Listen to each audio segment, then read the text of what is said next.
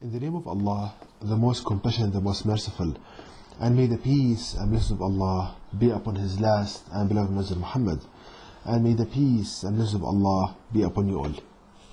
The title of this episode is Satan's Big Lie on Christians, Jews, and Hindus. And in this episode I will show, Allah God willing, the biggest lie that Satan convinced the Christians, the Jews, and the Hindus with. And I'm showing this out of love, because when you love a person, you show him the error of his ways to rectify himself. Now, when I say the Satan's biggest lie on Christians, Jews, and Hindus, we need to divide this lecture in two parts. Firstly, to understand how does Satan affect us, and secondly, to know this big lie. Now, the only book on the face of the earth which explains how does Satan affect us is the last revelation of Allah God to people in the Noble Quran. That's the only book on the face of the earth which explains in details how does Satan affect us. And this can be known by pondering upon verses of the Noble Quran, such that it can be concluded from the Noble Quran that each and every one of us has a voice of oneself. What's the voice of oneself? That's the voice you speak with, and the same voice you hear in your head when you are thinking quiet to yourself. So the voice of yourself is the voice that you hear in your head when you are thinking quiet to yourself. And that's normal, and that occurs with each and every one of us.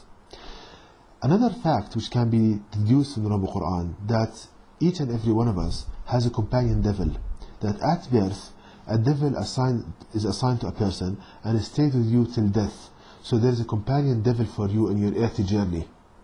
Now, how does this Satan, this companion devil, affect us? We can learn this from the Noble Quran, from chapter 17 verse 64, which states, "And befool them gradually, those whom you can among them with your voice." So Allah teaches us that this companion devil, he tricks and befool us gradually with his voice, meaning that he talks to you like a person talking to you, and he tries to trick you and befool you with the thoughts contained in his voice. Now, what's this voice? Somebody might ask, okay, I only hear the voice of myself, so where is this companion devil? Allah Almighty teaches us the answer for this in the Noble Quran, in chapter 114 verse 4, which states, "From the evil of the whisperer who hides." So the Almighty teaches us that this companion devil, he talks to us, but at the same time he hides from us, meaning that he does not want you to feel his presence. So how can this companion devil accomplish this from a scientific point of view? Now, the only way he can accomplish this is if he can match his voice to the voice of yourself. So what this companion devil does, he matches his voice with regards to tone, frequency, the languages you know, to the voice of yourself which you hear in your head. So he matches his voice, he makes his voice identical to the one you hear in your head. And he puts ideas in your head, and you think that yourself is telling you this, well, actually it's companion devil. And Allah Almighty teaches us how to distinguish between the thoughts of ourselves and those of companion devil, where Allah states in the Noble Quran in chapter 2 verse 169 following, "He, i.e. Satan, commands you what is harmful, sinful, and say about Allah what you have a knowledge of." So Allah Almighty teaches us that this companion devil, he whispers to you ideas in your mind containing harm to hurt yourself and others, ideas of lust and perverted sexual ideas, and to say about Allah what you have a knowledge of. So if you experience a thought containing harm to hurt yourself and others, either verbally or physically, ideas of lust and perverted sexual ideas, and say about Allah what you have a knowledge of, then all of these ideas are from your companion devil, not yourself. Now, how to prove this from a scientific point of view? To prove what I said, the mechanism on how does Satan affect people as learned from the Noble Quran. Now, a study was done where people labeled as mentally ill were asked, what kind of thoughts we need you to categorize the thoughts that cause you mental pain and anguish. And they said that we can classify, the thoughts that bring us pain and anguish can be classified into these categories. Firstly, ideas of harm, for a person to hurt himself and others, ideas of lust and filth, perverted sexual ideas, and blasphemy. So if we compare these type of thoughts that people with mental illnesses they suffer from with the thoughts that Allah God Almighty teaches us in the Noble Quran, that our companion devil talks to us with, he, i.e. Satan, commands you what's harmful, sinful, and say about Allah what you have knowledge of, as stated in the Noble Quran in chapter 2 verse 169. You see a perfect match between the two. So here is a perfect match between the, let's say, a theory and the results. Another proof, scientific proof. Now, people with mental illnesses, they did a study where they put a person suffering from mental illness, they put him in an MRI, magnetic resonance imaging device, and this functional MRI can show the activity of brain areas, can show the activity of your brain performing certain functions. And they found that a person with mental illnesses, his brain behaves as if he's hearing thoughts, he's hearing somebody talking to him, even in complete isolation from sound. So when they put that person in a room, no sound whatsoever, his brain behaved as if he's hearing somebody talking to him, which this proves what I deduced and what we have learned from the Noble Quran. Now, having understood this, coming to the biggest lie that Satan convinced the Christians, the Jews, and the Hindus with. Now, Satan comes to a person in his weak areas, and Allah Almighty teaches in the Noble Quran the weakest area in a person, where Allah states in the Noble Quran that when the signs of Allah Almighty are recited to them, their only argument is, bring back our fathers if you are truthful. So Allah says in the Noble Quran that when the signs of Allah Almighty are shown to people, their only argument is telling that person who tells them these ideas, bring back our fathers if you are truthful, meaning they don't want to believe that they will be resurrected and be judged for their actions. So Allah shows us the weak point in a person, that each and every person, he does not want to be judged for his actions. He wants to do whatever he wants in this life with no judgment, with no questions. Now Satan knows this, so he came to the Christians, the Jews, and the Hindus with this lie. Now with the Christians, he whispered to the writers of the Bible.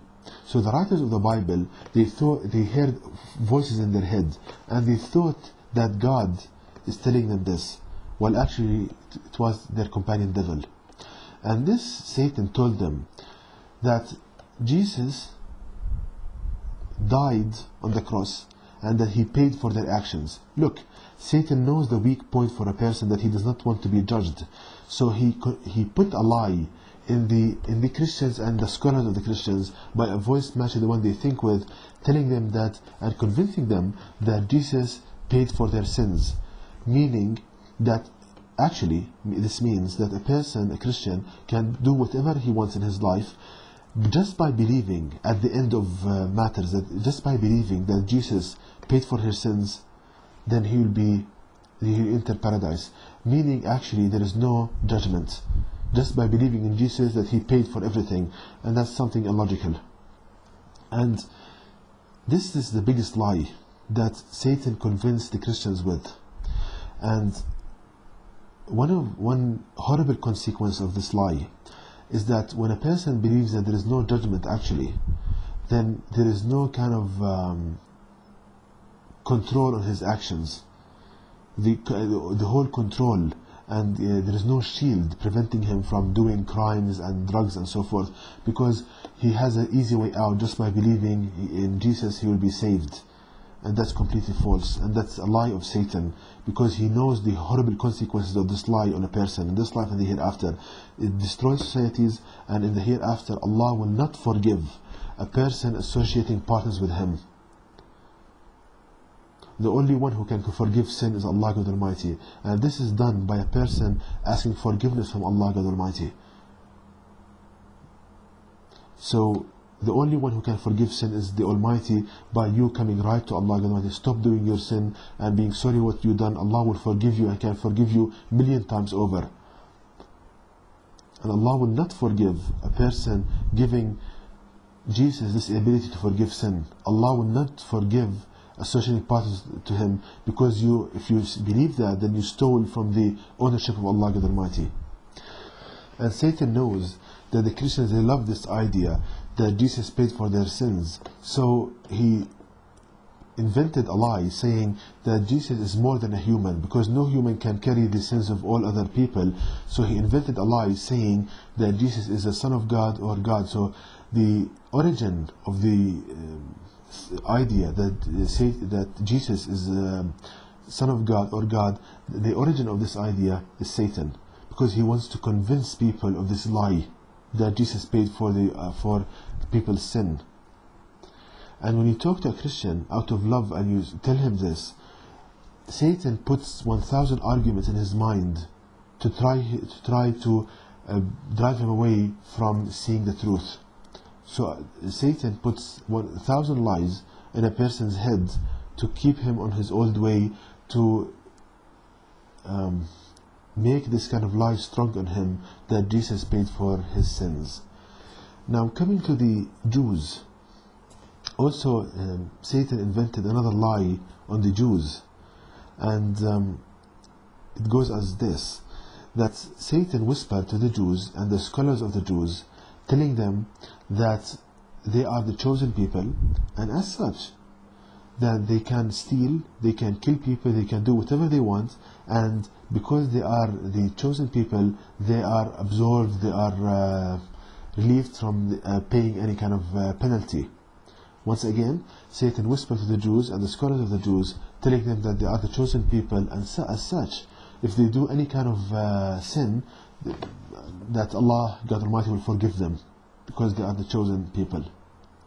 So Satan whispered to them with these ideas. Coming to the Hindus, again we see, brothers and sisters, that Satan wants to destroy the concept of judgment, resurrection and judgment. For the Hindus, he came to them telling them that the concept of incarnation, reincarnation, that their souls, when they die, it's not the end, they go back in another creature on this earth, and he lives another life, and he can be reincarnated 1 million times. So actually there is no judgment, because he keeps coming back to this earth and living another life, and another life, another life. So he destroyed the concept of judgment to the Hindus by the concept of reincarnation and coming back again in this life. So we see, brothers and sisters, that Satan whispered to people with their weak point. Some nation, he convinced them that Satan convinced them that Jesus is can pay for your sins. Another nation, that are chosen people, another nation with reincarnation. He keeps inventing these lies to keep tightening his lie on a person. And I'm saying all of this out of love, because when you love a person, you show him the error of his ways to come right, and to be happy in this life and the hereafter. And to know more details about this topic, please visit my website.